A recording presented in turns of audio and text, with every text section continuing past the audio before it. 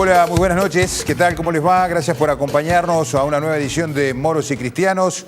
Son las 9:04 de la noche. Queremos invitarlos a que nos acompañen durante la próxima hora y media para analizar un tema que seguramente a todos ustedes, a cada uno de ustedes, les es importante, les es personal y directo. La discusión o la dicotomía entre la necesidad de preservar el empleo o discutir salario, mejorar las condiciones salariales pese a que se dificulte el mantenimiento del empleo. ¿Está planteada esta discusión en la economía en la actualidad debido a la situación que estamos viviendo? Bueno, esto es lo que le proponemos discutir durante esta próxima hora y media. Gracias por acompañarnos. Este es el arranque de Moros y Cristianos aquí en Televisión Nacional.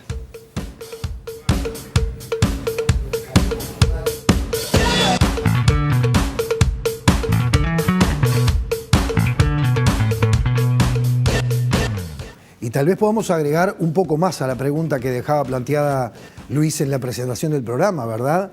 ¿Es un fantasma que se nos agita a los trabajadores o es real esa necesidad de cuidar lo que se ha logrado y renunciar un poco a los aumentos salariales?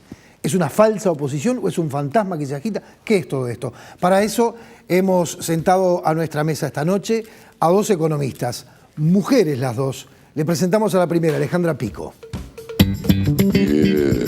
Alejandra Pico es licenciada en Economía, graduada en la Universidad de la República. Actualmente es coordinadora del equipo de investigación y asesoramiento del Instituto Cuesta Duarte del PIT-CNT. Además, docente de la Facultad de Ciencias Económicas y Administración de la UDELAR en las maestrías de Introducción a la Economía y Escuelas del Pensamiento Económico.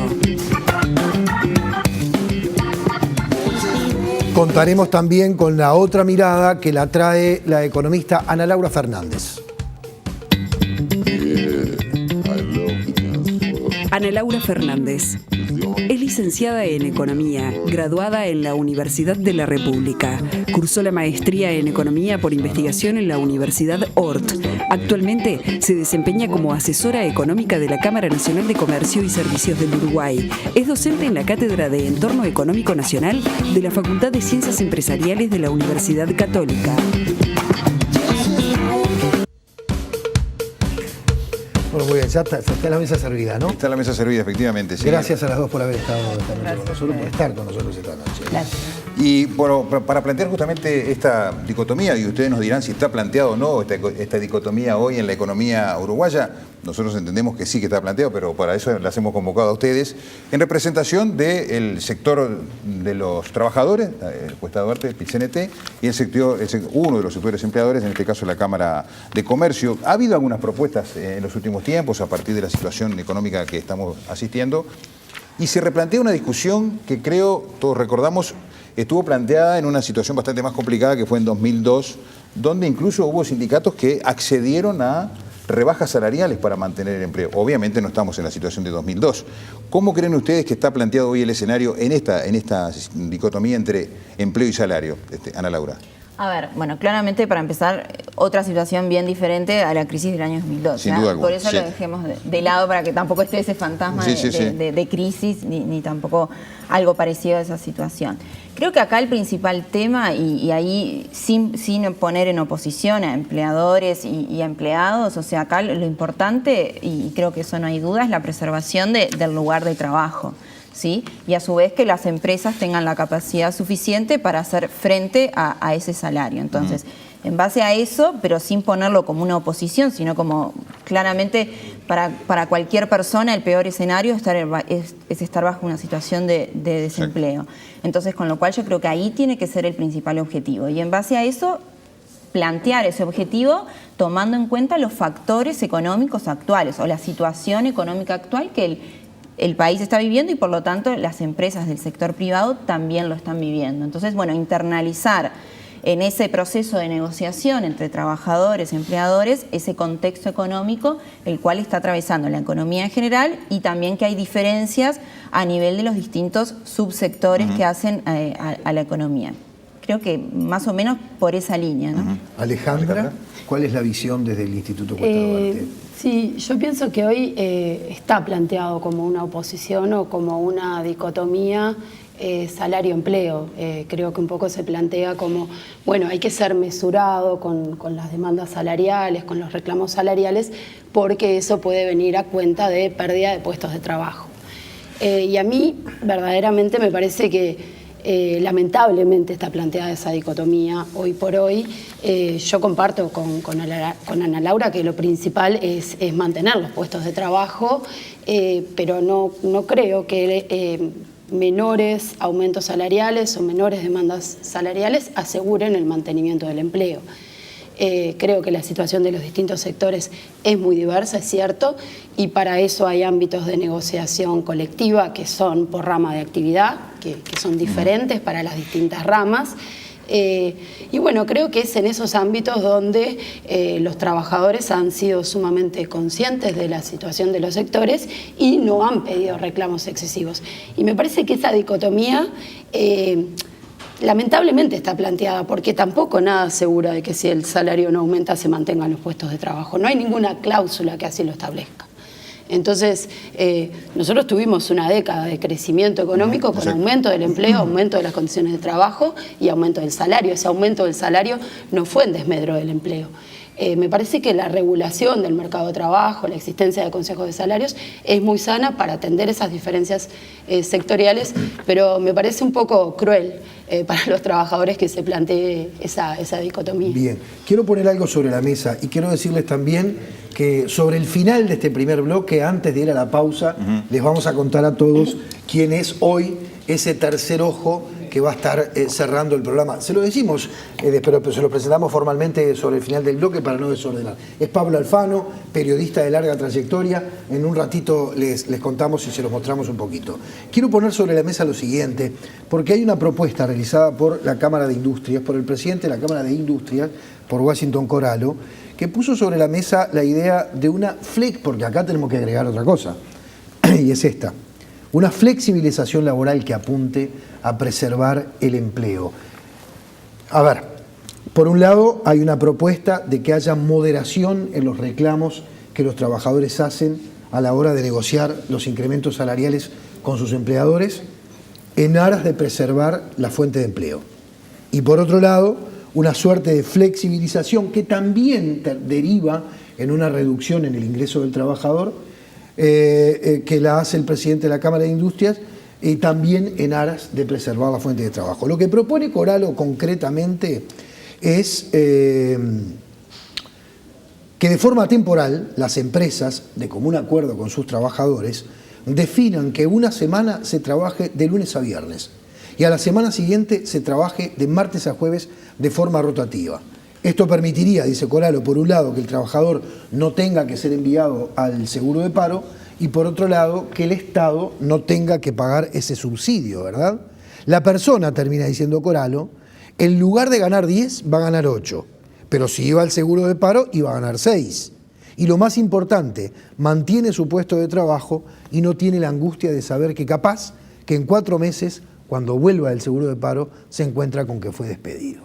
No sé quién de las dos, cuál de las dos quiere empezar a opinar sobre esta propuesta. El condimento que creo que se está discutiendo a nivel mundial y es la reducción de la jornada laboral, en definitiva, ¿no? Más allá de la crisis, hay un planteo para bajar de aquellas 8 horas que se lograron en su momento a las 6 horas en buena parte del mundo. Creo que va de la mano de este planteo también, ¿no, Ana Laura? A ver, creo que ese tipo de medidas o propuestas es paliativa para una determinada situación que están viviendo, en el caso concreto del sector de la industria, algunas industrias que están sufriendo más gravemente la desaceleración económica, ¿sí? En aquellos sectores, por ejemplo, que tienen algunos mercados de destino más comprometidos, con lo cual ahí el escenario recesivo para esos sectores es más complejo. Con lo cual entiendo que si esto hay un común acuerdo entre ambas partes, creo que puede ser una medida paliativa que puede justamente paliar la situación. Claramente esto no es una medida que solucione el problema de fondo, sino es, bueno, es bajo este escenario complejo atravesar esta nueva situación. Con carácter temporal, como lo plantea. Exactamente, con carácter temporal, y si hay un acuerdo entre las partes, no creo que tenga inconvenientes. Incluso, como tú bien decías, hace que no se pierda el puesto de trabajo, la persona continúe y bueno, ahí sí, cuando hablamos de reducción de la jornada laboral, empieza el tema de, bueno, se reduce la jornada, pero también se reduce el salario. Ahí también hay que tener en cuenta la negociación a la cual se llega. En este caso, entiendo que es también una reducción del salario. Claro, porque ahí va. En el caso redunda en una reducción al haber menos trabajo, menos horas trabajadas es menos ingreso. Alejandra, ¿qué opinión tenés? Bueno, claramente esto podría llegar a funcionar. De cualquier manera, nosotros hicimos desde el instituto algunas propuestas paliativas para sectores que, bueno, temporalmente, en particular en la industria, pudieran tener problemas de demanda, de colocación de los productos y realmente en el corto plazo requirieran menos mano de obra. La propuesta que nosotros hicimos también trataba de proteger al trabajador, que trabajara menos tiempo a costa de que no se perdieran puestos de trabajo, pero esos jornales caídos los dedicara a la capacitación. Igualmente no estuviera en la fábrica, en la industria trabajando, los destinara a la capacitación que la propia empresa podría coordinar con el INEFOP, el Instituto Nacional de Empleo y Formación Profesional, y eso no tendría un costo adicional para el Estado. ¿Por qué? Porque el Estado tiene ya fondos acumulados en el INEFOP, que son los fondos que todos aportamos a partir del Fondo de Reconversión Laboral. Entonces nos parece que esa otra propuesta que nosotros planteamos prevendría a que se pierdan puestos de trabajo, que se mantengan las remuneraciones en esos sectores, con la importancia que tiene, sobre todo para aquellos salarios que igualmente están en niveles muy bajos, lo que eso hace al consumo interno y porque además es una instancia que permite una capacitación y una formación a futuro que es ventajosa para las dos partes. En principio esa propuesta no tuvo mayor andamiento. ¿Cuál fue En realidad esa propuesta no es nueva en la central. Nosotros ya la habíamos planteado en el marco de la crisis de 2008-2009 a nivel internacional, cuando hubo algunos sectores, el caso de los cueros, las vestimentas, que tuvieron algunos problemas de la actividad, que bueno, después en algunos casos repuntaron, ya la habíamos planteado y se llevó adelante. Ha habido, sí, problemas de coordinación entre las empresas y el Instituto de Formación para efectivamente llevar adelante la capacitación y emplear esos fondos. Pero bueno, no significa que no se pueda trabajar en ese sentido. Acá siempre se plantea el problema con los costos para las empresas, digamos, ¿no? En algún momento tenía que ver precisamente con el tema de los aportes, por ejemplo, que se planteaban como la necesidad de reducir los aportes para mantener la fuente de trabajo. ¿Hoy está planteada esa realidad? Todavía no, en principio. A ver, cuando hablamos de costos de las empresas, o sea, los aportes es una parte de esos costos. Nosotros desde la Cámara, cuando hablamos de empresas competitivas, ¿sí? Tanto en el mercado interno, en el mercado internacional, hay que ver toda la ecuación de costos. En el caso, por ejemplo, concreto del comercio, sí que es un sector intensivo en el uso de mano de obra, claramente el factor trabajo y el pago de ese factor, o sea, el salario, tiene un peso bien importante en los costos. Pero claramente hay muchos otros costos que inciden al final del día en el resultado, en la rentabilidad del desarrollo de la actividad empresarial.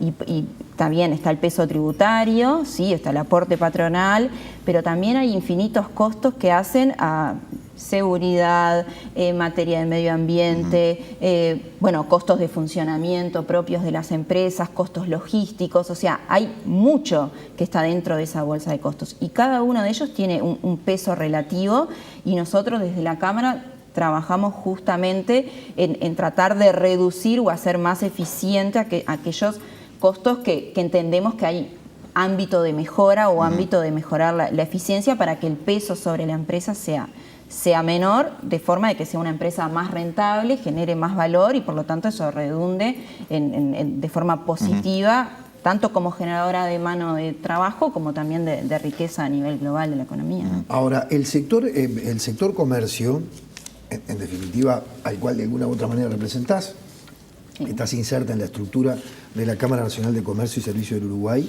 ¿es el que más está sufriendo el impacto de este enlentecimiento en el crecimiento de la economía uruguaya? No, yo no calificaría como el que más, porque tenemos construcción, que es un sector que es también intensivo en el uso de mano de obra y donde también evidencia una caída bien importante de su actividad sí, el Yunca y dice destrucción que, de puestos de trabajo. El Yunca dice que han perdido ya arriba de 20.000 puestos de trabajo, ¿no? Si uno ve las cifras, en la construcción es el sector que más ha tenido mayor destrucción de puestos de trabajo. En el caso del comercio, si nosotros vemos los datos, claramente estamos en un escenario de caída de actividad, pero si nosotros vamos a destrucción de puestos de trabajo, en el inicio de este año es donde evidenciamos una caída de puestos de trabajo en los primeros meses del año, más o menos de 14.000 puestos de trabajo.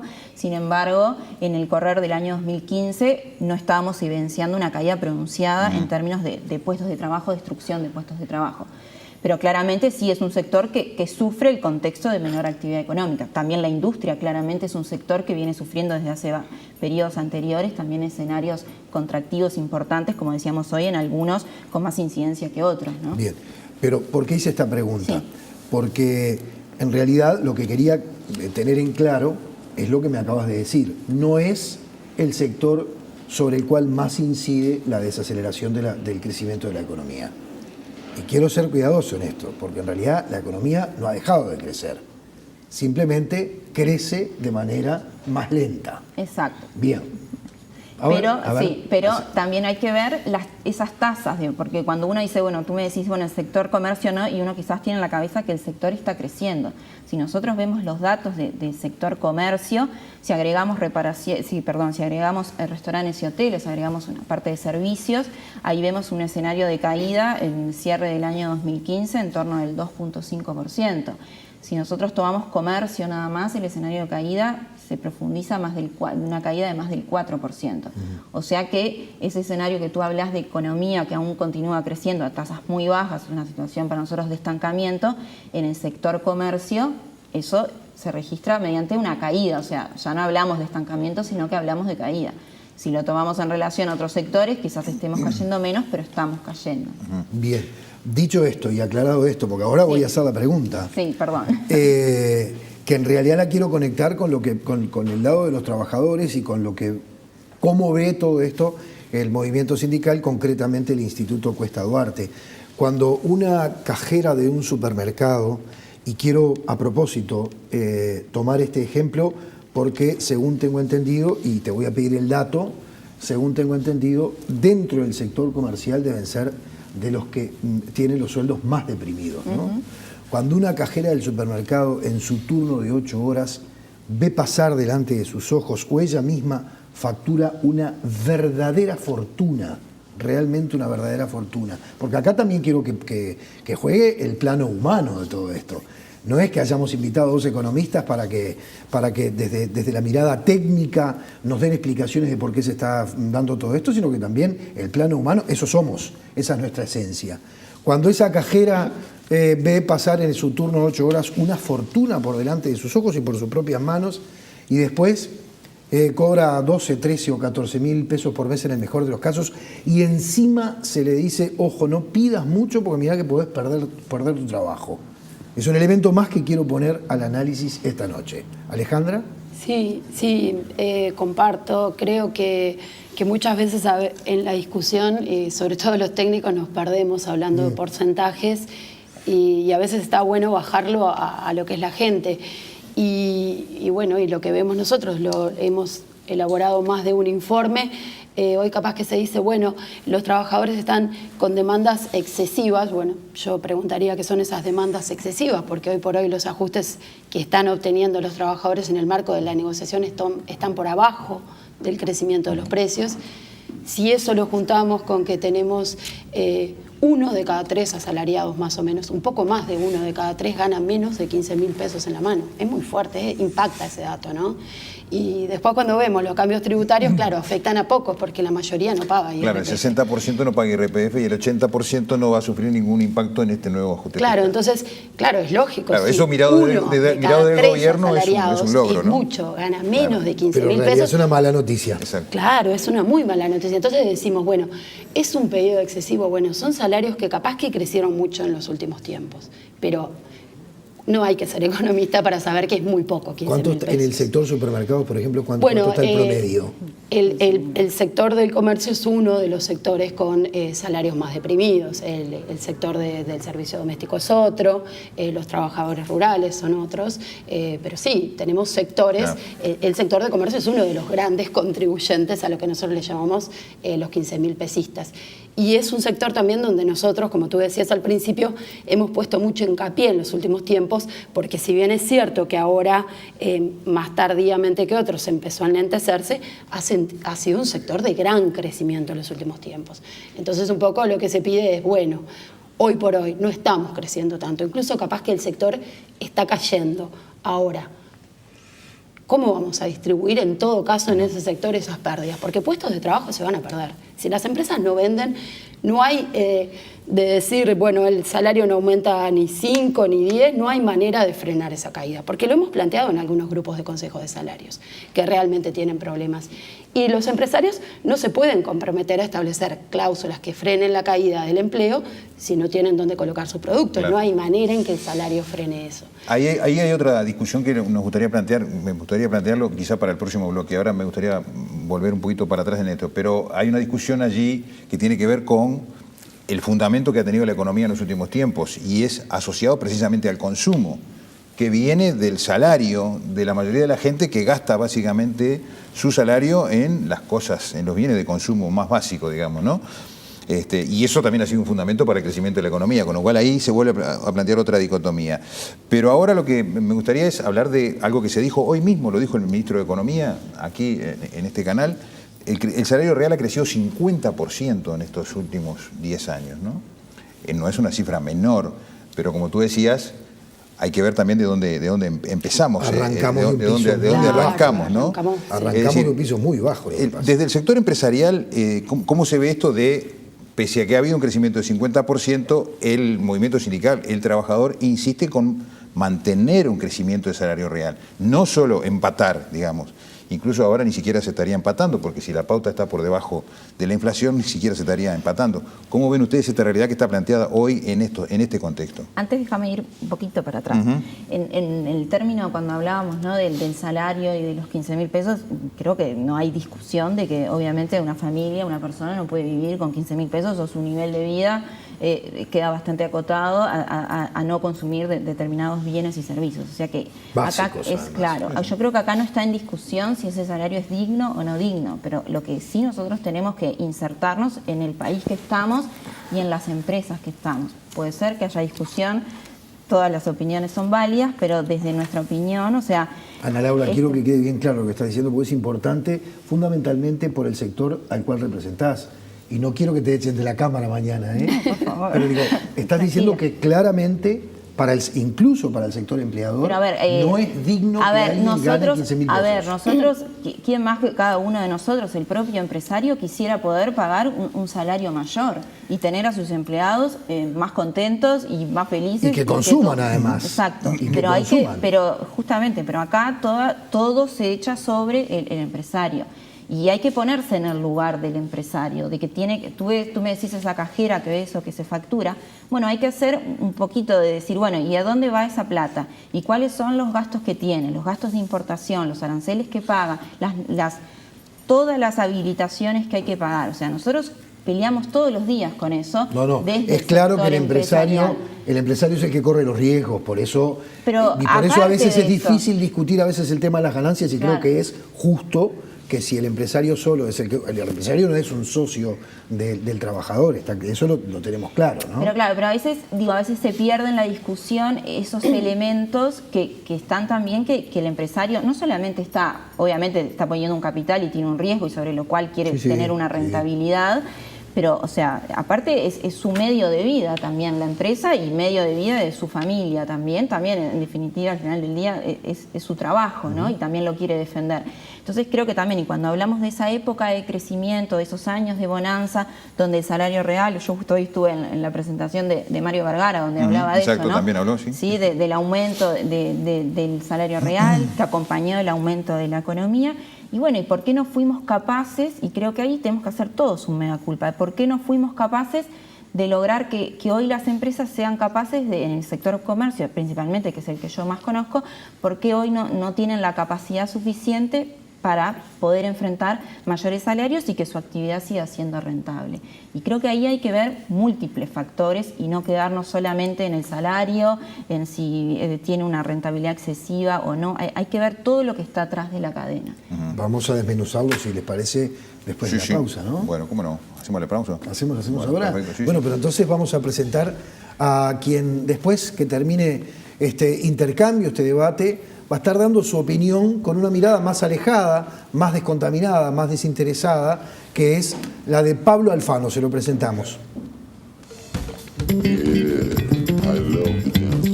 Pablo Alfano, periodista desde 1992, ejerce la docencia en el Instituto Profesional de la Enseñanza Periodística IPEP y dirige la revista digital Sudestada. En prensa escrita, trabajó en El País Cultural, en la revista Postdata, en los semanarios Brecha y Crónicas y en los diarios El Observador y El Diario de la Noche.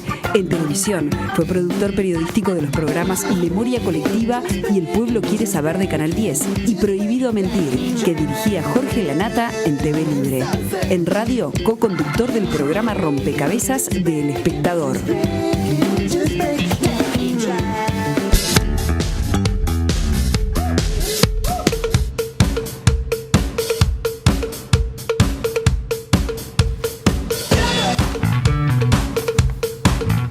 Bueno, había quedado planteadas algunas reflexiones. Ana Laura hablaba de los datos que habíamos comentado recién, de lo que está planteando el gobierno, ese crecimiento del salario real, pero se da en un contexto en el que, bueno, seguramente hay discusiones más filosóficas en el plano económico sobre qué hacer en una circunstancia como esta. Ya pasó Uruguay en 2008 y no tuvo ningún impacto, o tuvo un impacto muy menor con respecto a las otras economías, sobre todo en la región. Y en aquel momento no hubo una caída de la actividad ni una desaceleración, más allá de que hubo algunos problemas en algunos sectores. Y en ese momento como que se redobló la apuesta, digamos, ¿no? Y sin llegar al neokeynesianismo se trató de doblegar la apuesta y avanzar en ese contexto. Hoy parece que estamos en otra situación y hay como una especie de repliegue, que es lo que cuestiona el PIT-CNT, digamos, de alguna manera, ¿no? ¿Cómo lo ves? Sí, bueno, hoy estamos en una coyuntura económica que es complicada y bueno, y siempre en esas coyunturas hay que tomar decisiones políticas difíciles porque, bueno, hay sectores que se van a ver más tocados que otros. Yo quería, respecto a eso y respecto al tema del salario, yo quería hacer un comentario que quedó pendiente del bloque anterior. Yo creo que siempre está arriba de la mesa el salario de los trabajadores y nunca está arriba de la mesa el tema de las ganancias de las empresas. Nosotros desconocemos cuántas son las ganancias sectoriales de las empresas. Tenemos noción que hay algunos sectores donde los salarios pesan más y por lo tanto los aumentos salariales, al ser un mayor costo en el total de los costos de producción, pueda tener una incidencia más grande, pero desconocemos la estructura de costos de las empresas. Nunca está arriba de la mesa qué ha pasado con la ganancia de las empresas. Nosotros vemos que el salario real creció un 50% en la última década y también creció el empleo y creció la masa salarial. Pero todavía tenemos un nivel de masa salarial en relación al producto inferior al que teníamos antes de la crisis. Ahí estamos hablando de distribución de riqueza, ¿no? Claro, hubo una ganancia que alguien se la apropió. Hoy tenemos que agudizar ese reparto que favorece a los trabajadores porque estamos en un enlentecimiento. Esa es la pregunta que nosotros nos hacemos. Bueno, de repente capaz que Ana Laura puede responder esta pregunta, porque realmente está planteado y el movimiento sindical lo ha hecho en más de una oportunidad, lo viene haciendo desde ya hace algún tiempo. El movimiento sindical señala que es hora, lo que acaba de decir Alejandra, para qué la voy a estar interpretando, que es hora de discutir también la ganancia. Quiero de antemano reiterar lo que señalábamos en el bloque anterior. Creo que no podemos ignorar, no podemos dejar de lado, y supongo que el movimiento sindical lo tendrá presente, lo que decíamos en el bloque anterior, los riesgos los corre el empleador. Por lo tanto, creo que a partir de eso, de repente se puede empezar a hablar del tema, pero eso no se puede perder de vista, que los riesgos los corre el empleador. Esa es una de las razones, supongo yo, me lo dirás vos mejor, Ana Laura, por las cuales el empleador no quiere que se hable mucho del tema del margen de ganancia o de la rentabilidad de sus empresas. Ahora Yo sí. creo que más que no se hable, acá lo que hay dentro del sector empleador es como ese miedo o ese riesgo de como de la intromisión, ¿sí? Ya sea de quien sea, en el desarrollo del negocio, o sea, la libertad de desarrollar el negocio bajo las normas que están establecidas en una economía como la nuestra.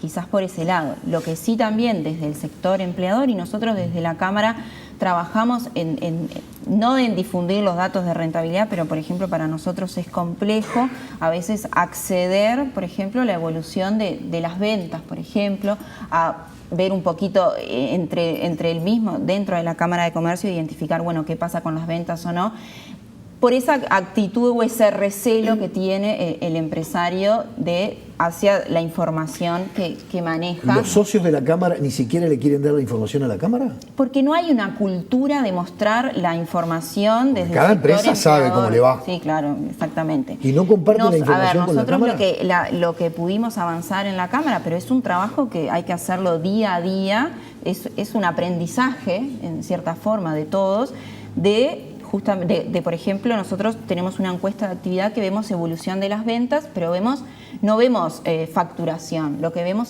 nos dicen cuánto va variando, ¿sí?, las ventas en términos de variación, puede ser real o corriente, después se hacen los cálculos correspondientes, obviamente para presentar en términos reales los datos, y ahí vamos viendo qué va pasando desde nuestras estadísticas con las ventas a nivel del sector comercio. Porque ¿qué pasa? También el sector, en el comercio propiamente, no tenemos datos oficiales, por eso, porque no existe esa cultura, como en el caso de la industria, por ejemplo, que está la encuesta industrial, o sea, donde todos los meses se brinda esa información al Instituto Nacional de Estadística y ahí nosotros tenemos el dato de qué pasa con la industria por subsector. En el caso del comercio nosotros no tenemos estadísticas oficiales, entonces tenemos un vacío estadístico bien importante, sumado también a esa falta de cultura de mostrar la información por ese miedo a la intromisión en el desarrollo libre de la actividad empresarial. Bien, pero este planteo que acaba de hacer Alejandra me da la sensación, si me estoy equivocando, corregime Alejandra, que tiene otro componente también, un componente ideológico. Un componente de lucha de clase. Creo que tiene ese componente, ¿verdad? Sí. Entonces, si bien la Cámara, por ejemplo, no cuenta con esos datos, me parece, yo no puedo evitar ponerme del lado del trabajador, yo soy un asalariado. Entonces no puedo evitar tener la curiosidad de saber por qué razón el empleador o el empresario no quiere que se discuta sobre sus márgenes de ganancia cuando la cosa está complicada, como por ejemplo ahora. Tampoco cuando la cosa está bien. En realidad yo comparto lo que decía Ana Laura, que acá no hay una cultura de la información. Nosotros lo vemos, lo sufrimos o lo sentimos que son las empresas las que no tienen esa cultura de mostrar la información libremente. De hecho, ha sido una traba al funcionamiento o al avance de los consejos de salarios en los momentos de crecimiento económico. Se planteó en muchas instancias de parte del gobierno, bueno, veamos de que ese crecimiento de los salarios esté vinculado al desempeño sectorial. De hecho, ahora se han creado esos tres sectores, ¿no? Claro, pero ahí justamente son tres sectores donde te autoclasificás. Cuando había que poner indicadores arriba de la mesa, a ver cómo te iba, los indicadores no aparecían. Claro. Y eso es un problema no solo desde el punto de vista distributivo, sino que es un problema para avanzar en la negociación y empezar a tener formas de ajustes salariales más complejos. Nosotros, los trabajadores, no nos negamos a que una vez que tengamos un piso salarial, porque no nos olvidemos que el salario es con lo que vive la gente, la mayor parte de la gente, ¿no? Entonces, una vez alcanzado ese piso, que cierto crecimiento del salario esté en función de cómo le va a las empresas. No estamos en contra. El problema es que no sabemos cómo les va a las empresas. La discusión sobre la productividad que ha tenido también un largo debate, ¿no? Claro, pero es imposible discutir productividad sin esos datos. Exacto, pero a propósito del tema de las ganancias y de los consejos salariales que tú decías, se ha dado la particularidad de que alguna empresa, en función de la situación particular o de alguna dificultad que tiene, dice yo me quiero descolgar de la pauta del Consejo de Salarios. Bueno, en ese caso sí, es necesario. Bueno, pero en ese caso ha pasado, y me consta, que cuando se le dice a la empresa, bueno, cómo no, traiga los números y vemos si está en condiciones o si usted califica para descolgarse. Los números no aparecen y la empresa no se termina descolgando, digamos, ¿no? Sí. O sea que hasta ese punto llega el nivel de secretismo. Está bien que no, está bien. Evidentemente ahí era una empresa que creía que las cosas le iban a ser fácil para descolgarse de los consejos de salarios. Exacto. Pero también está la otra, y me ha tocado, y vos sabés, no quiero nombrarlo, pero seguramente te des cuenta a quién me estoy refiriendo. Empleador que está dispuesto, nos ofrecía mostrarnos los libros. ¿Por qué?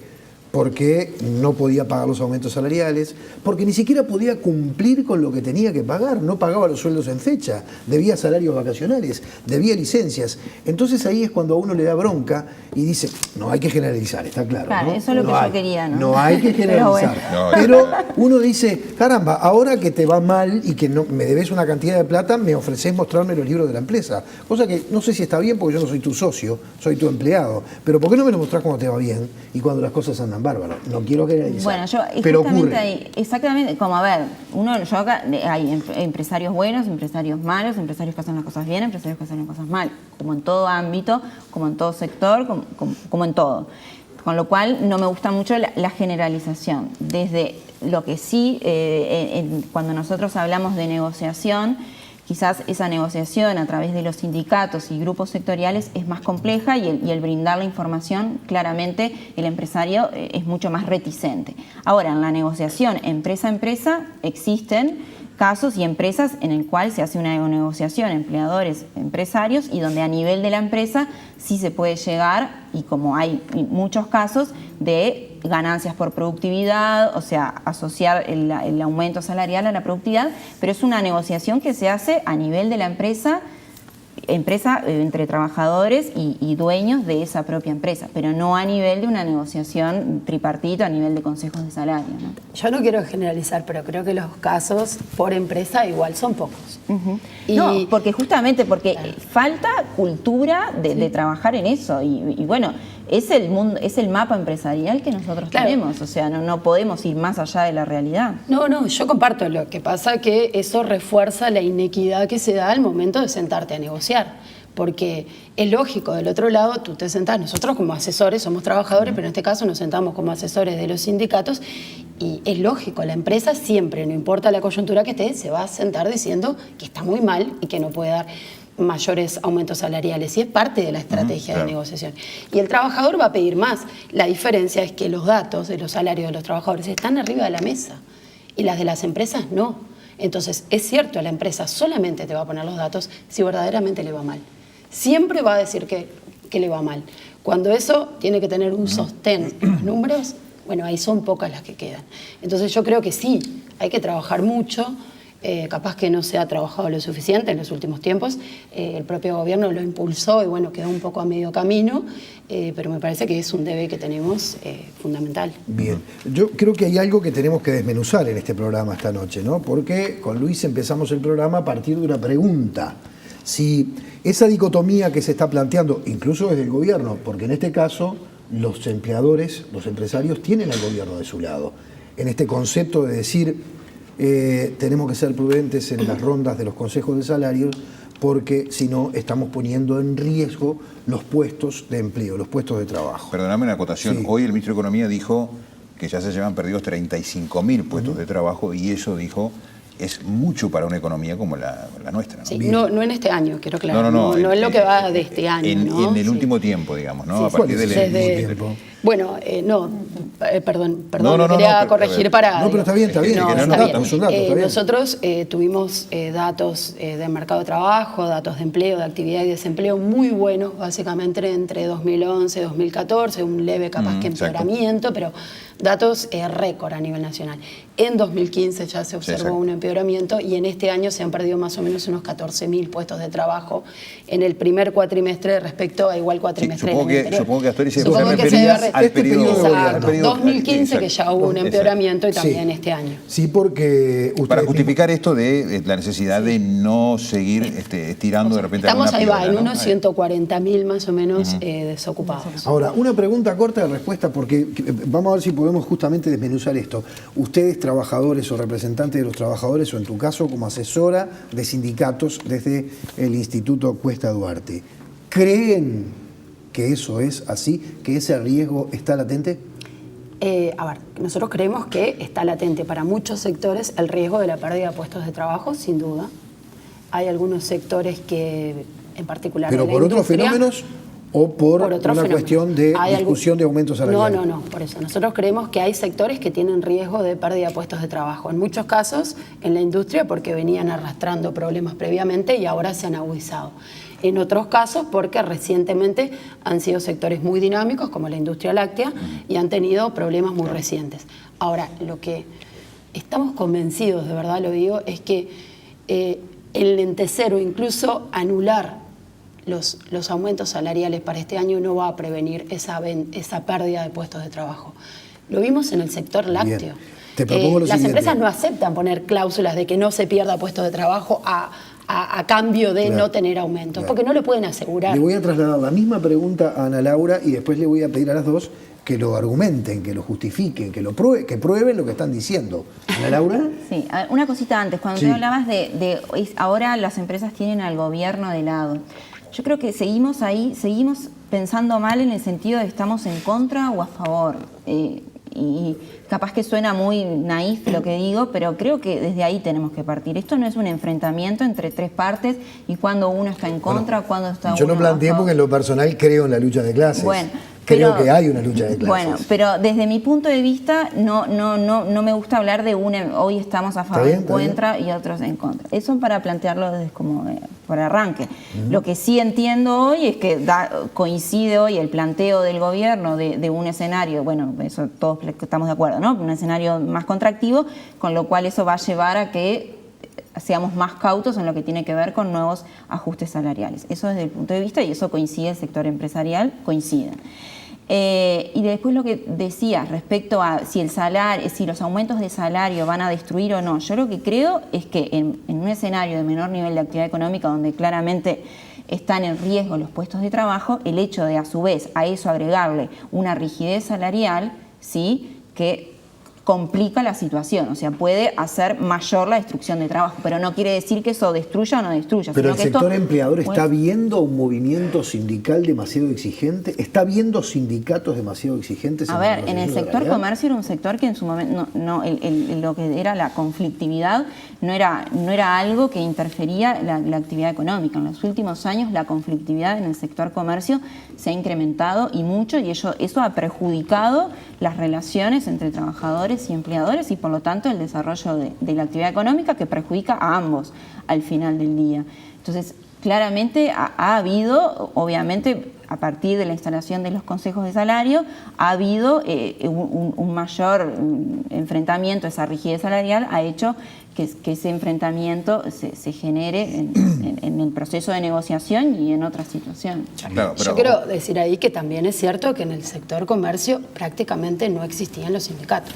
A eso iba, porque por ejemplo, en el caso de los supermercados, las grandes no puedo superficies creer que una tenían, buena relación laboral implique que no haya sindicatos. Entonces, si son los sindicatos y sus reclamos en un sector donde las condiciones, no solamente los salarios, en realidad, porque una característica que capaz que quedó un poco olvidada es que desde 2005 se mejoraron terriblemente las condiciones de trabajo, en cuestiones básicas como hasta tener un lugar para comer y no tener que estar en tu hora de descanso en la vereda. O sea, una cantidad de cuestiones que hacen a la dignidad del trabajo, ¿no? Entonces, condiciones de trabajo que a las que, un breve paréntesis, porque lo quiero plantear porque es un interlocutor muy importante, el doctor Juan Maylos, a esas condiciones de trabajo le llamó fantasías de los trabajadores. El año pasado, en esta mesa, era más grande esta mesa el año pasado. Quería recordarlo porque se me vino a la memoria, ¿no? Sí, entonces digo, es probable si medimos la conflictividad laboral como las horas de trabajo perdidas, o no sé, creo que la UDAL lleva el indicador ahí va, por paros o por reclamos, en la medida en que existen sindicatos y que se regulan las condiciones de trabajo, porque en eso de dónde se para el gobierno, yo creo que en el mercado de trabajo hay una relación que no es igual, nunca es igual entre el patrón y el trabajador. Y es el rol del Estado, y está bien que ponga la pata. Me parece que así debe haber surgido las leyes laborales, para tratar de defender a quien está un poco más débil. Entonces me parece natural que haya un Estado que no sea omiso y mire nada más. No, pero además, no para aclarar, pero simplemente para agregar a la discusión que estaba planteada. Yo creo que lo que Fernando decía, que el gobierno está del lado de los empresarios, es en el sentido de que en una negociación tripartita a nivel de los consejos de salario, el Estado puede votar con los trabajadores o puede votar con los empresarios. Claramente. En los últimos tiempos se había votado mucho con los trabajadores. De hecho, el ministro de Trabajo dijo, se nos está dando una situación complicada porque... En verdad no había votado mucho con los trabajadores. En las rondas anteriores nosotros veníamos relevando lo que venía pasando en los convenios y habían muchos acuerdos tripartitos, ¿sí? Lo que había muchos acuerdos. Es verdad. A ver, las votaciones eran bastante parejas. Me estoy yendo un poco más atrás en el tiempo, cuando se reinstalaron los consejos de salario, que en aquel momento el ahora fallecido ministro Lepra dijo, ahora cambió el péndulo, ¿no? Y el péndulo que se inclinaba hacia los empresarios ahora se va a inclinar hacia los trabajadores. Lo planteó en esos términos, cuando se empezó con la negociación colectiva, y de hecho marcó una pauta importante de crecimiento de salario real. Pero otra vez volvemos al mismo. ¿En qué punto se había comenzado en 2004 cuando se reinstala la negociación colectiva? Digamos, ahí hay una diferencia notoria. Yo creo que tampoco, si centrar la discusión entre consejos de salario sí, consejos de salario no, creo que hoy no tiene sentido porque estamos ante una realidad. Entonces nosotros tenemos que estar, hoy estamos en los consejos de salario, ¿cómo esto lo llevamos de la mejor forma? De modo que justamente se mantengan los puestos de trabajo y la economía siga creciendo. O sea, creo que eso debe ser el objetivo. Sobre esa realidad que observás, el sector empleador, la Cámara de Comercio, vos, ¿esa realidad la asumen porque se les ha impuesto o no con convicción? No, claro. Pero ¿preferirían que no hubiese Consejo de Salario? No, claramente que no. La Cámara es una concepción netamente liberal, una institución de más de 150 años, donde claramente que no. Pero bueno, esto es un dato de la realidad. O sea, nosotros no podemos hacer... No sé. Yo, la verdad que un pronunciamiento tan explícito y abierto de la Cámara de Comercio, más allá de que uno ve la postura filosófica o ideológica de una institución tan señera como la Cámara de Comercio, pero la verdad que expresado de manera tan frontal y tan abierta y tan natural es la primera vez que lo... Capaz que nunca leí los estatutos de la Cámara, deben estar ahí, ¿verdad? Deben estar ahí. No, pero además yo recuerdo que en su momento la reinstalación de los consejos de salario era motivo de la Cámara de Comercio y de la Cámara de Industria de toda clase de advertencias sobre lo que iba a pasar con la economía uruguaya, ¿no? Por suerte esas advertencias no se cumplieron y los consejos de salarios no generaron ningún tipo de cataclismo económico. Claro, yo creo que también nosotros hoy estamos atravesando otro escenario y es ahí donde también se pone en evaluación también este proceso de negociación. Como decíamos, instalación de los consejos de salario y una economía que creció fuertemente en los últimos años y tuvo estos resultados. Bueno, hay que ver cómo este proceso de negociación ahora se lleva adelante en un escenario bien diferente, como hablamos, ¿no? El ciclo, ahora estamos en la baja del ciclo, bueno, en la parte baja del ciclo, bueno, ver en este nuevo escenario cómo los resultados que tiene este proceso de negociación. Y claramente la conflictividad para el sector comercio y para todos los sectores productivos es un elemento bien importante. Y cuando tú hablabas de que si llega un acuerdo entre las partes y el gobierno, ¿no? Nosotros tenemos casos en las cámaras de cómo se hace proceso de negociación y que a veces el empresario, y no por ponerlo en una situación de pobre empresario, pero muchas veces el proceso de negociación y tiene que acordar para evitar una conflictividad mayor que le genere una pérdida mayor a nivel de su empresa. Entonces también hay que ver cómo se llega a ese acuerdo cuando se habla, bueno, las partes acordaron, se negoció. Hay que ver también cómo se da a la interna ese proceso de negociación que en algunos casos es una pelea fuerte y que trasciende aspectos técnicos y demás, y que donde los componentes ideológicos empiezan a jugar o toman un peso importante y ahí se distorsiona un poco ese proceso de negociación. O sea, eso los negociadores nuestros lo viven todos los días. Que seguramente ustedes también, sí, claramente, ¿no? Pero es la puja de capital trabajo. Sí, bueno, igual ahí nosotros la diferencia que tenemos es que además de pensar que los consejos de salario son la mejor herramienta para negociar no solamente salarios, sino las cuestiones relativas en realidad al es trabajo, negociación colectiva, digamos, ¿no? Va mucho más allá del salario, ¿no? Estamos convencidos de que justamente así como en momentos de gran crecimiento es el lugar para discutir cómo se da ese reparto de ganancias, también en momentos de baja es el mejor ámbito para ver, bueno, qué pasa, cómo distribuimos en caso de que las haya esas pérdidas. Ahora, lo que nosotros no estamos dispuestos es asumir todas las pérdidas, porque si la economía, como decías tú, no va a caer, el empleo va a caer y el salario va a caer, vamos a volver a perder participación en la riqueza. ¿Quién se queda con eso? Entonces, creemos que es el mejor lugar para discutirlo, pero no para ir de vuelta con las recetas de que es el salario el que tiene que bajar para que no se pierdan puestos de trabajo. Y ahora que se está hablando tanto de las medidas contracíclicas, ¿se perdió oportunidad de discutir una especie de nuevo modelo en todos estos años? ¿No hubo la suficiente capacidad para pensar en que en algún momento íbamos a entrar otra vez en el periodo de vacas flacas? Yo creo que ahí vamos a tener visiones bastante distintas. Bueno, está bueno, entonces, esa es la idea. Yo creo que sí, que todos los economistas queremos, es algo como muy teórico, está muy bueno y capaz que en la práctica podría ser bueno llevarlo a la práctica, de poder llevar adelante una política contracíclica, ahorrar cuando entra mucho dinero para poder gastar después. Pero partíamos de un nivel muy malo. Entonces nosotros compartimos el gasto que se hizo, el gasto social, el gasto en inversión. Entonces hoy no podemos quejarnos de que no haya plata. O sea, lo que sí queremos es que este ajuste que se está dando y esta distribución no termine afectando siempre a los trabajadores y en definitiva termine siendo medidas que lleven a una mayor contracción de la economía. Lo vimos en Brasil. El ajuste fiscal, el aumento de tasas, más allá de la compleja situación que tienen por otros motivos, no llevó a esa reactivación de la economía. Entonces, bueno, no queremos que nos pase lo mismo. ¿Sí? Ana Laura.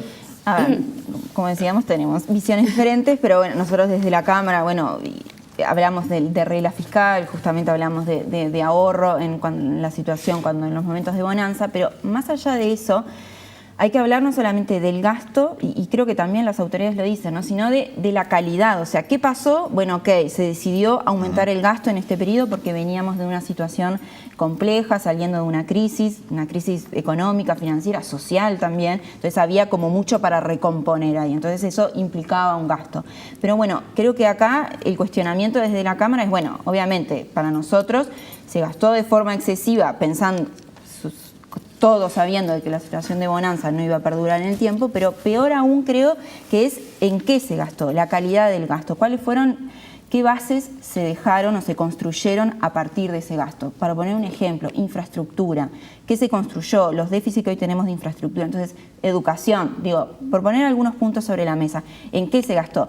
¿En algunas cosas se mejoró? Sí, claramente, pero para nosotros se gastó de forma excesiva y a su vez vemos que ese gasto no tuvo los resultados que hubiéramos esperado desde el sector privado. Bien. Tenemos que hacer una pausa, Fernando. Sí, ¿no? Vamos a la pausa. Voy a dejar una pregunta planteada, una para cada una, porque entramos en el último bloque y ya vamos al redondeo.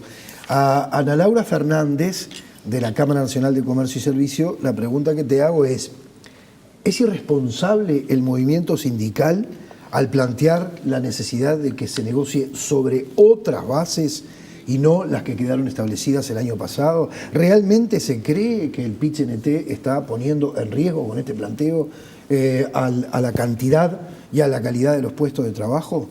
Y la que le dejo planteada a Alejandra Pico es el sector empleador, en este caso con el gobierno de su lado. Quiero decirlo así porque es el portavoz que tiene el sector empleador en este momento, es el propio ministro de Economía, lo dijo hoy acá, lo dice en todos los ámbitos. ¿Está agitando un fantasma para achicar las cosas en los consejos de salario? Venimos enseguida.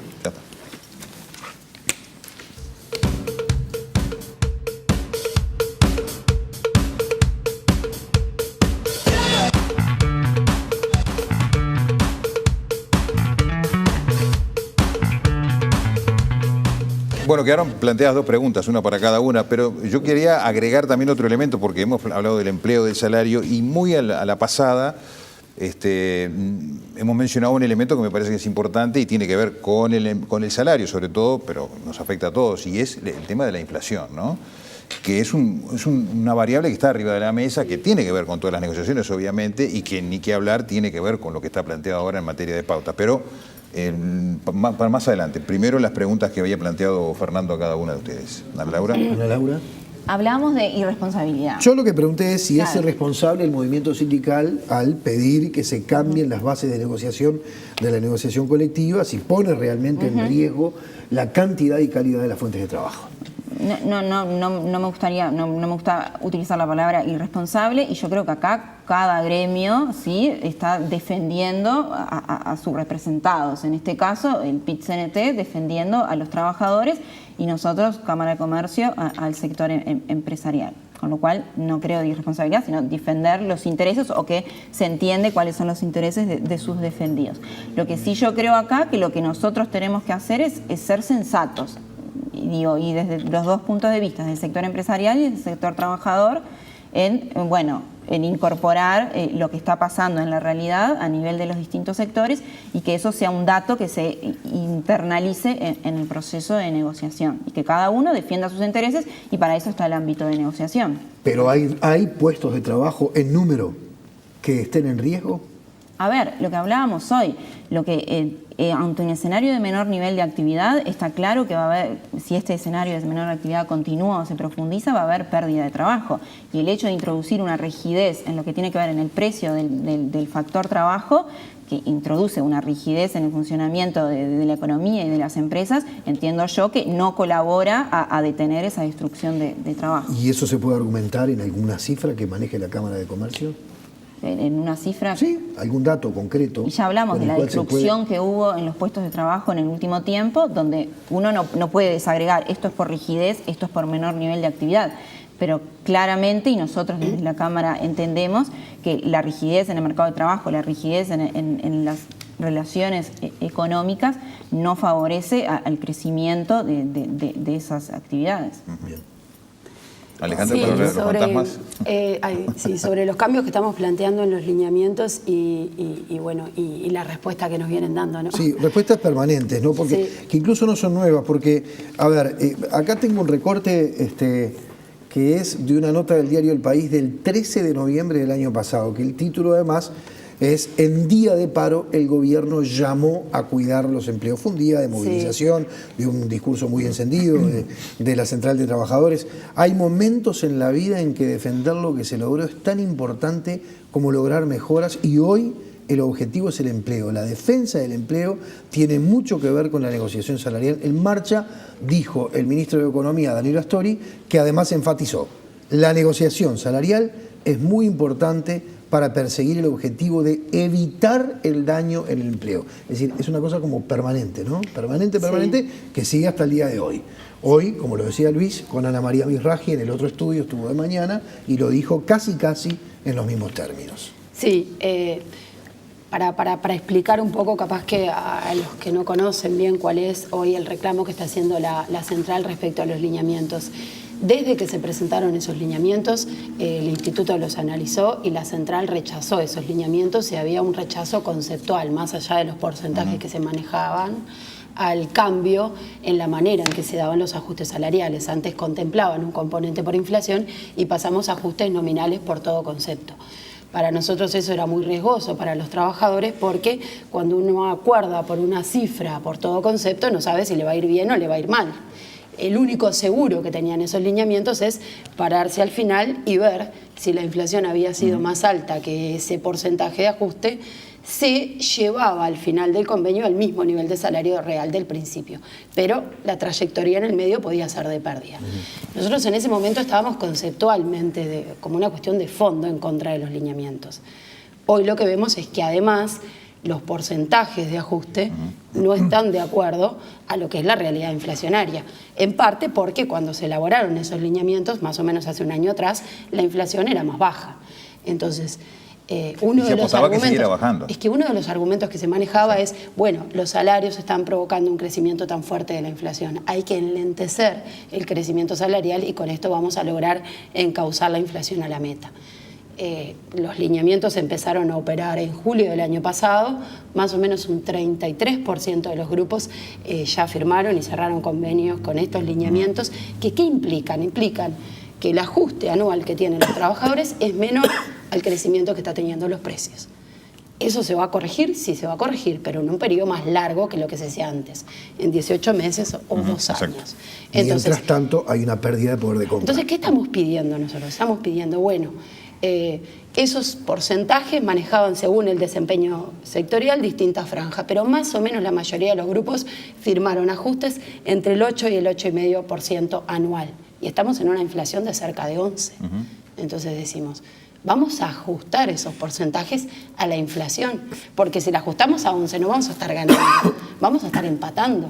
Y ya vemos una cantidad de sectores y no podemos esperar a perder para que los lineamientos se cambien, porque además ahora empieza a negociar otro gran grupo de negociación, todo el comercio. Más de 100 grupos ahora, ¿no? Sí, entre los que cierran ahora en julio y el resto del año, unos 100 y algo de grupos, 107. 100.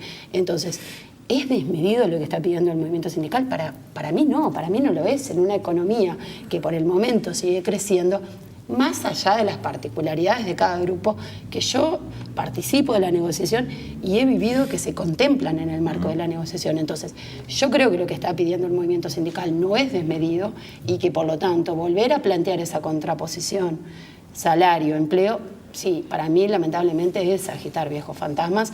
No encuentro pruebas de sectores que digan, bueno, acá se están perdiendo puestos de trabajo porque la rentabilidad no alcanza, porque el crecimiento de los salarios llevó los costos de producción a niveles insostenibles. No encuentro ejemplos de eso.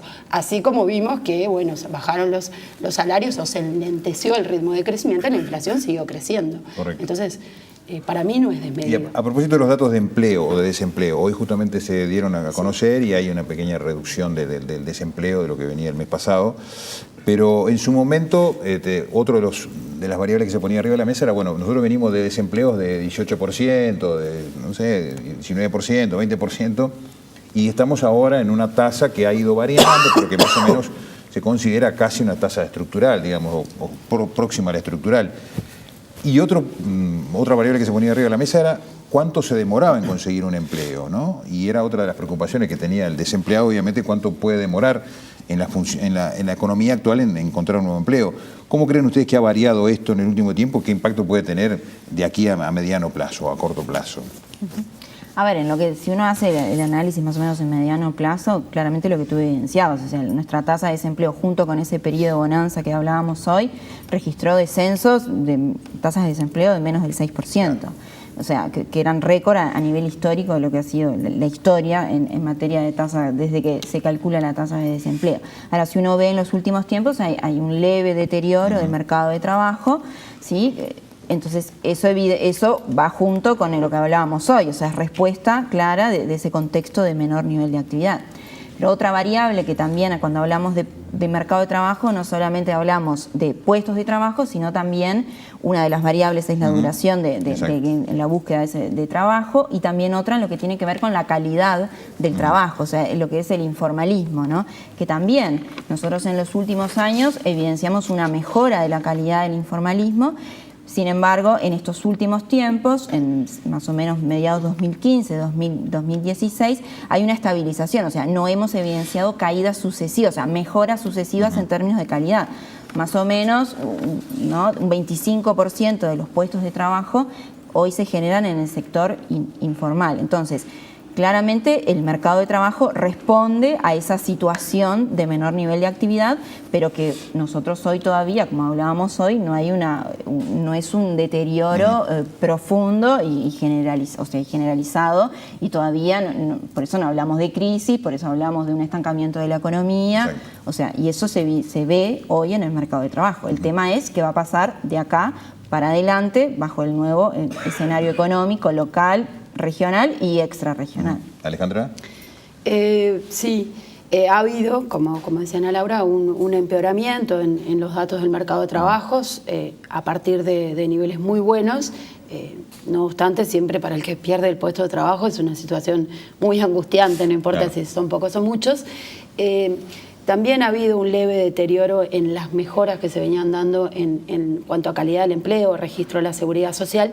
De cualquier manera, nosotros vimos como que esa mejora, más o menos encontrábamos un 40% de trabajadores de ocupados no registrados a la seguridad social previo a 2005, eso fue bajando, pero encontramos que ese piso del 25% es un poco estructural, o sea, como que capaz que había que tomar otras medidas más allá del crecimiento económico para mejorar eso.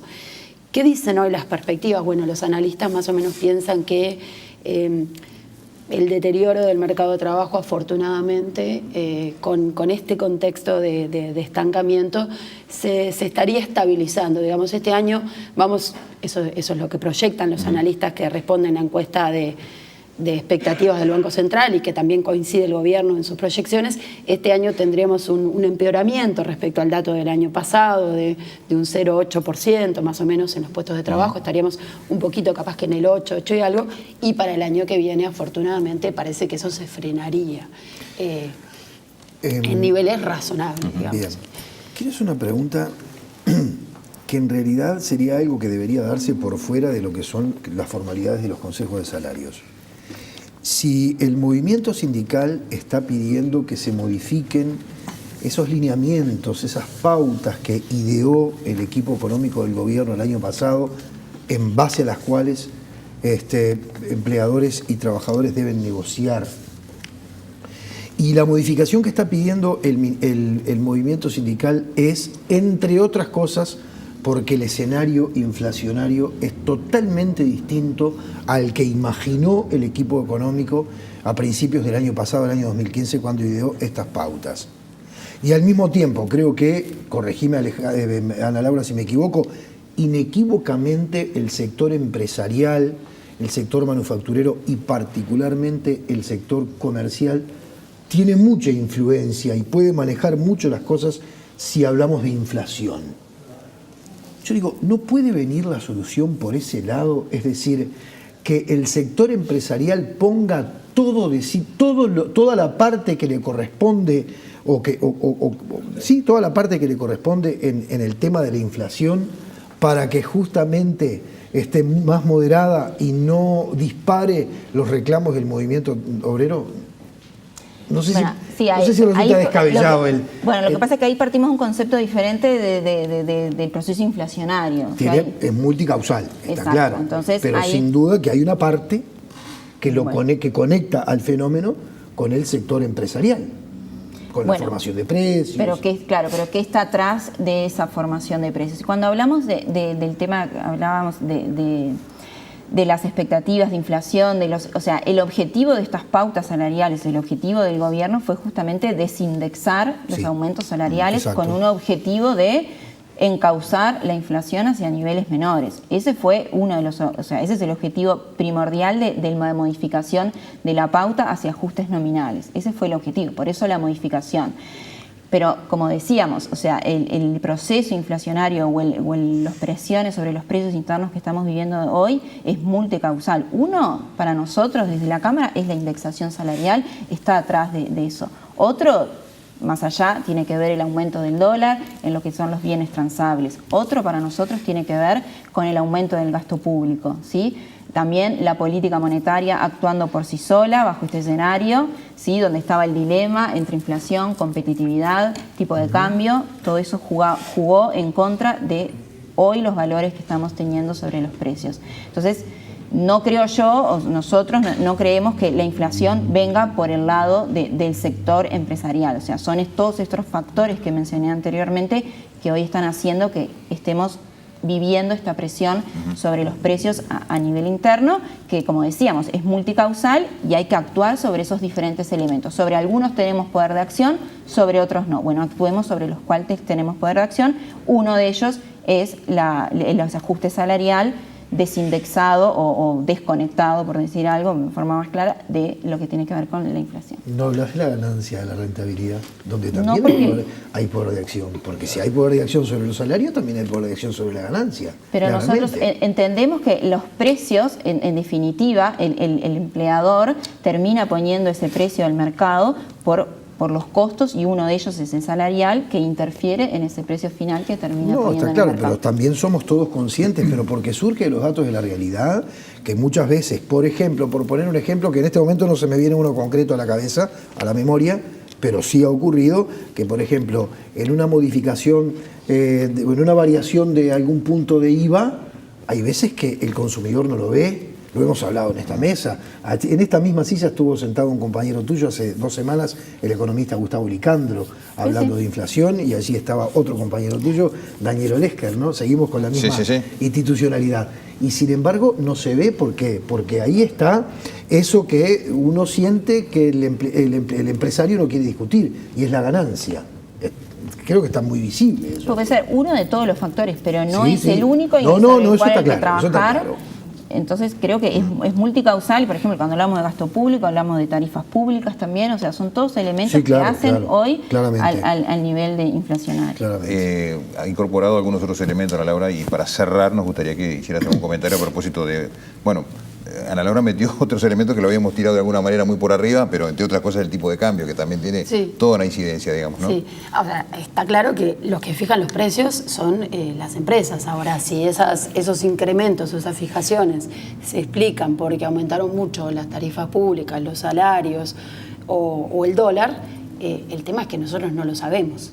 Porque acá en Uruguay no se conoce cómo se forman los precios, ni siquiera qué parte de la cadena se apropia con cada uno de los pedacitos del precio final.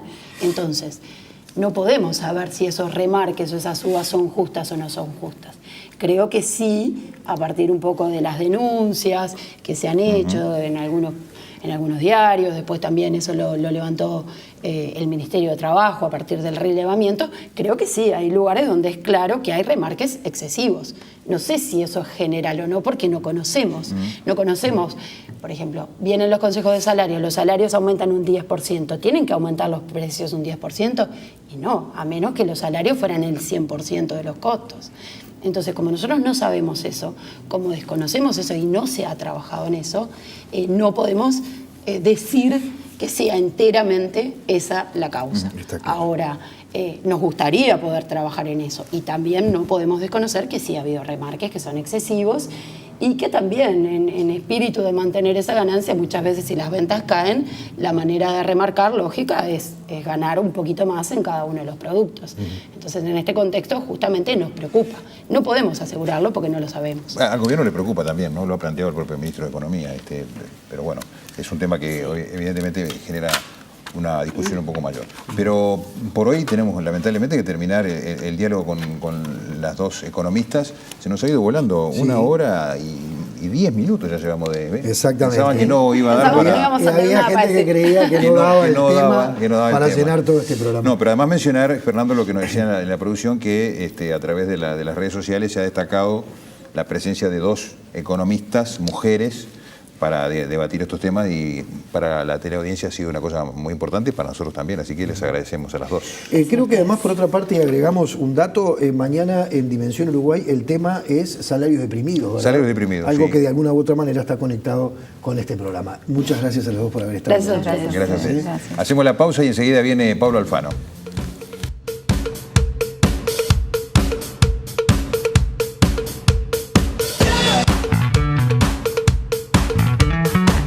Bueno, muy bien, entramos en el último bloque y recibimos con mucho gusto. Lo presentamos a Pablo Alfano, ¿no? Sí, claro, sí. Salió la mini Una hermosa mini biografía. Sí. Estaba ajustada la Tuvimos que ocultar cosas. Claramente. ¿Cómo andás? ¿Todo bien? Bien, tranquilo, escuchando atentamente. ¿Qué te queda de todo esto? Muchísima cosa, ¿no? Como decía Luis, 1 hora y casi 1 hora y cuarto. Sí, claro. Minutos. A ver, yo no soy economista, no soy contador, soy periodista. Se me invitó como una especie de tercer ojo, es la idea. Un ciudadano común, ahí está. Si bien los periodistas manejamos un poquito más de la media de información que el resto de la gente, yo salgo de acá, me tomo un ómnibus y soy uno más en la calle. Hay varias cosas que me llamaron la atención. Primero, de plano estuvo planteado el tema de la lucha de clases. Hubo 2 fantasmas que fueron la crisis del 2002, que revoloteó, y la lucha de clases. Estuvo presente en la discusión con mucha altura, pero estuvo presente. Pico arrancó diciendo es una dicotomía que lamentablemente la calificó como lamentable y como cruel, la dicotomía entre salario versus empleo, ¿no? Y se fue desgranando. Pero en determinado momento, yo creo que ustedes se dieron cuenta, sobre todo vos, Fernando, la discusión pasó de salario versus empleo a salario versus ganancia. Y ahí es donde yo me quiero parar. No voy a hacer un resumen de la hora y 10 porque digo, pero me gustaría pararme ahí, porque anoté 3 o 4 cosas en aras de, como trabajo en un sitio que aboga por la transparencia informativa, me pareció que la palabra transparencia tenía que ver con parte de lo que se debatió. Y yo, a ver, no tuve un cronómetro en ningún momento ni hice un relevamiento fino, pero creo que más de la mitad del debate se paró sobre el tema de la transparencia, de que todos sabemos cuál es el... Yo si quiero averiguar el salario de ustedes fácilmente lo hago, porque son salarios que los paga la televisión estatal.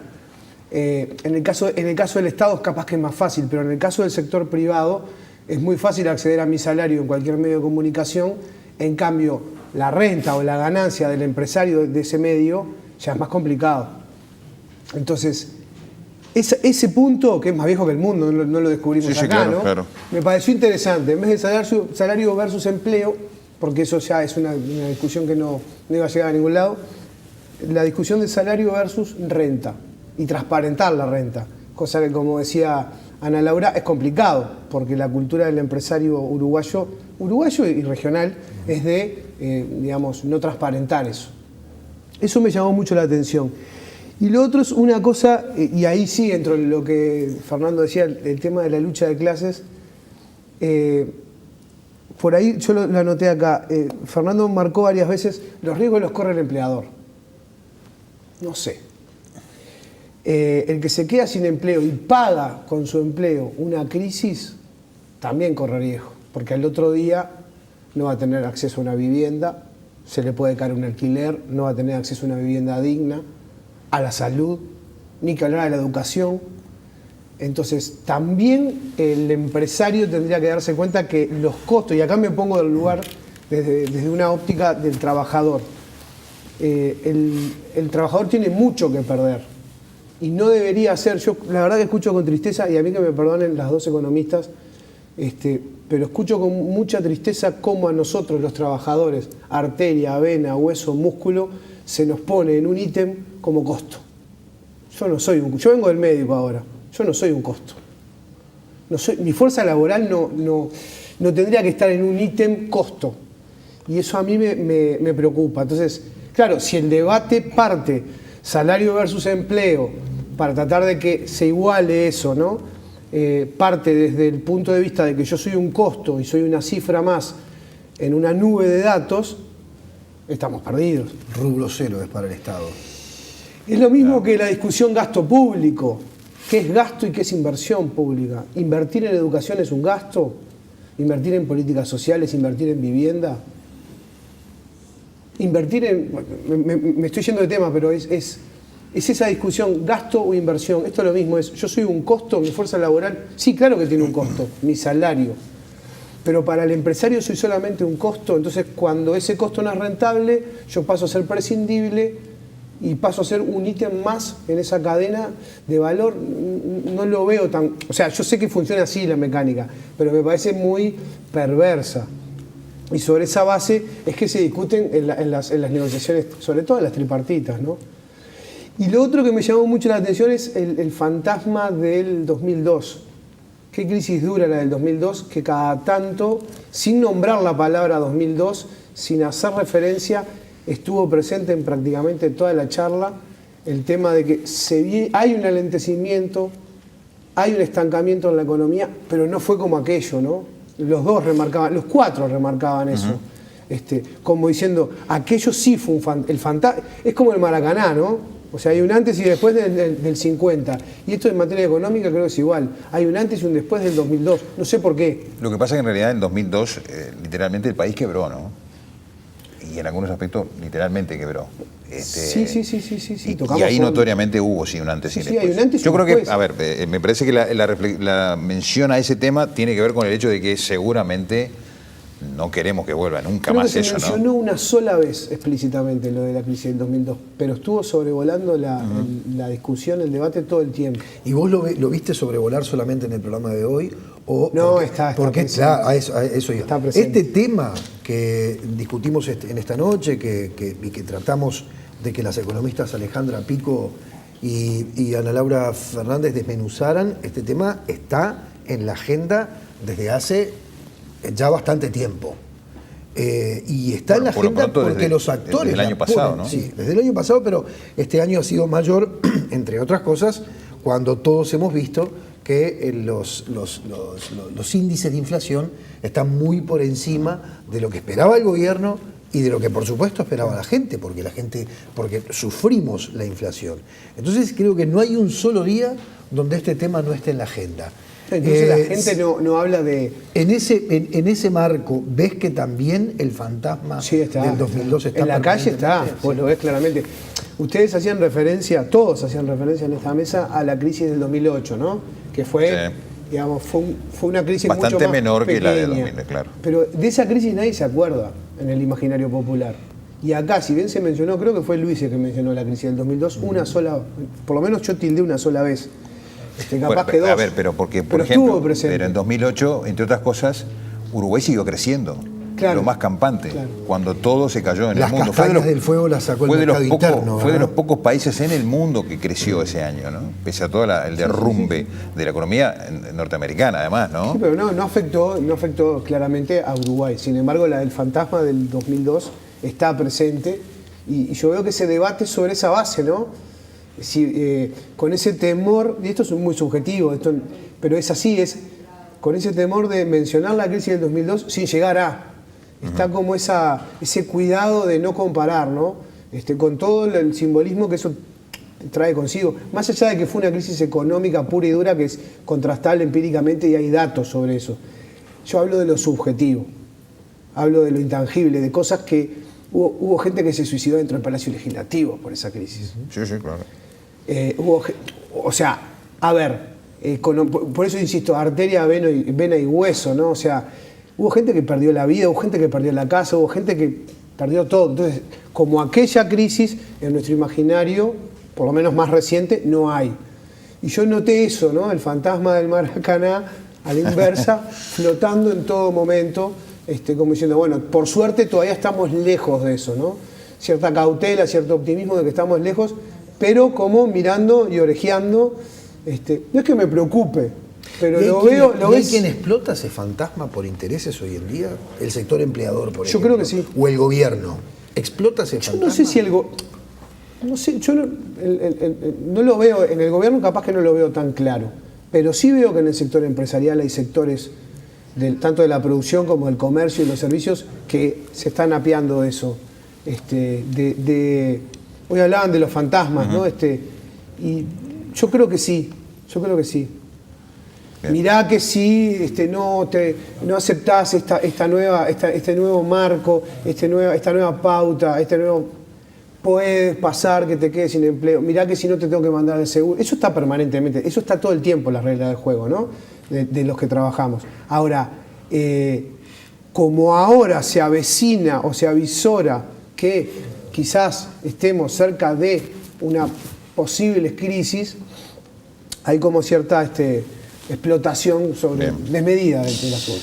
Bien, Pablo, te agradecemos estos comentarios. Creo que hiciste un muy buen resumen. Y bueno, igual me quedo con empleo versus ganancia. Me quedé con eso. Está bien. No sé por qué me quedé con eso. Gracias, Pablo. Señores, la semana que viene vamos a cambiar el formato. Vamos a cambiar el formato como ocurrirá seguramente en este ciclo en más de una oportunidad. Porque la semana que viene vamos a tener un invitado. Va a ser una entrevista que haremos Luis y yo a alguien que vino de viaje, hace tiempo que no habla y tiene mucho para decir. Está viajando como nunca viajó, ¿no? Sí. Está viajando muchísimo por todas partes del mundo. Estamos hablando del expresidente y actual senador José Mujica, que nos va a estar acompañando aquí para hablar, entre otras cosas, de este último viaje que hizo, hasta adentrándose en Serbia, en Bosnia, y generándose algún lío también, ¿no? Agenda abierta. Agenda abierta con el Agenda abierta a la entrevista con el senador y expresidente José Mujica, que estará el próximo miércoles aquí con nosotros. Los esperamos. Que pasen bien.